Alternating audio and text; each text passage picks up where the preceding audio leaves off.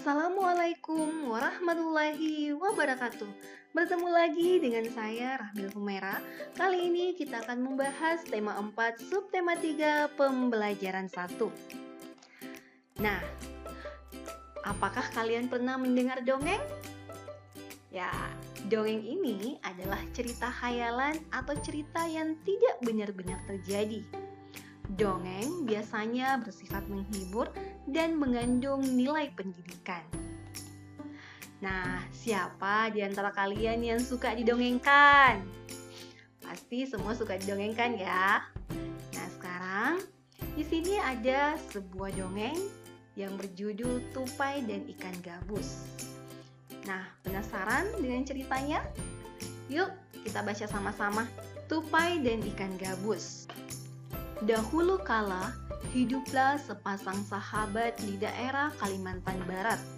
Mereka adalah seekor tupai dan seekor ikan gabus. Setiap hari, mereka melakukan kegiatan bersama, mencari makan, bermain, bahkan mengunjungi tempat-tempat baru selalu dilakukan bersama. Suatu hari, tupai tidak melihat gabus sahabatnya. Ia mencarinya ke tempat biasa gabus tinggal. Saat bertemu, tupai sangat kaget. Gabus terlihat lesu. Ternyata ia sedang sakit. Tupai sangat sedih. Ia menawarkan makanan untuk sahabatnya. Namun, gabus tidak berselera makan. Gabus hanya menginginkan satu jenis makanan yang diyakininya dapat menyembuhkan penyakitnya. Tupai berjanji akan mencarikannya untuk sahabatnya. Setelah gabus menyampaikan obat penawar penyakitnya, tupai sangat kaget. Ia harus mencari hati ikan hiu. Ikan hiu sangat ganas. Tidak terpikir olehnya ia bisa mendapatkannya. Namun, tupai bertekad untuk mendapatkannya. Ia ingin sahabatnya sembuh. Tupai kemudian melompat dari satu pohon kelapa ke pohon kelapa yang lainnya yang mendekat dengan tepi pantai. Saat menemukannya, ia melubangi satu kelapa dan membiarkan airnya habis. Kemudian, sang tupai masuk ke dalam kelapa. Angin kencang membuat kelapa jatuh ke pantai dan ikan hiu memakannya. Di dalam perut ikan, tupai kemudian keluar dari kelapa dan menggigit hati ikan hiu. Ikan tersebut mencoba bertahan sampai kehabisan tenaga. Ombak besar membawa ikan hiu ke tepi pantai. Saat itulah tupai keluar dari mulut ikan hiu dan membawa hati ikan kepada sahabatnya. Sampai di tempat ikan gabus, tupai kemudian memberikan hati ikan hiu untuk dimakannya. Beberapa hari kemudian, tupai melihat sahabatnya segar kembali. Betapa senangnya tupai melihat ikan gabus sehat seperti sedia kala. Nah, dongeng tadi menceritakan tentang persahabatan antara tupai dan ikan gabus. Dan juga bagaimana pentingnya sebuah persahabatan yang harus selalu tolong-menolong. Nah, sekarang setelah membaca dongeng tadi, kita juga bisa menemukan unsur-unsur penting yang terdapat di dalam dongeng. Yaitu ada judul. Tadi kita sudah tahu bahwa judulnya adalah Tupai dan Ikan Gabus. Lalu ada tokoh. Tokohnya tadi ada 3 ya. Ada tupai, ada ikan gabus, dan ada ikan hiu. Kemudian sifat tokohnya. Untuk tokoh utama, si tupai itu suka menolong.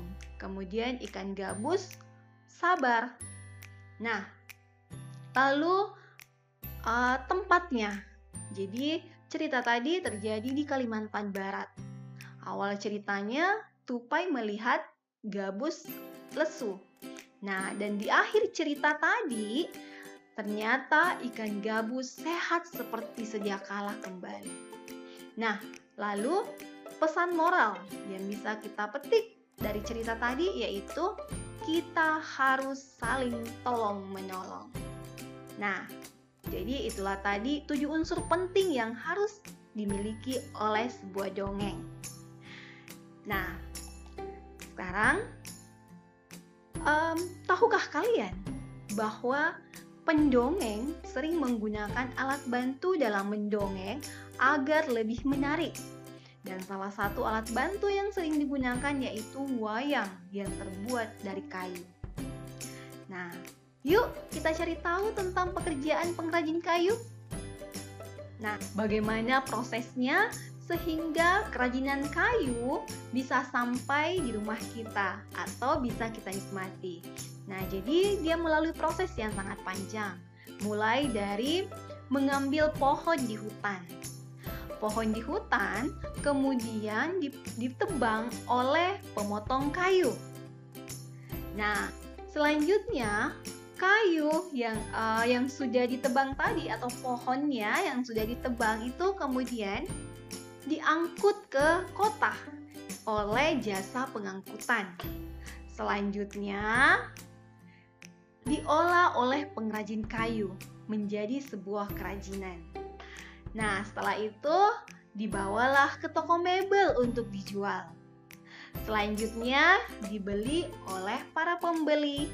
Nah, selanjutnya sampailah di rumah kita untuk dipajang. Oke? Nah, jadi seorang tukang kayu menghasilkan barang-barang yang terbuat dari kayu. Mereka menggunakan sumber daya alam kayu sebagai bahan bakunya. Tukang kayu termasuk jenis pekerjaan produksi. Sedangkan penjual di toko mebel atau pernak-pernik kayu termasuk jenis pekerjaan distribusi. Yang membeli atau menggunakan barang tersebut namanya konsumen. Nah, tugas untuk kalian. 1. Jelaskan pendapatmu tentang cerita tupai dan ikan gabus. Soal kedua, tuliskan 2 pekerjaan yang terlibat dalam proses pengadaan perabotan kayu di rumah. Nah, silakan kalian kerjakan. Selamat belajar dan tetap semangat!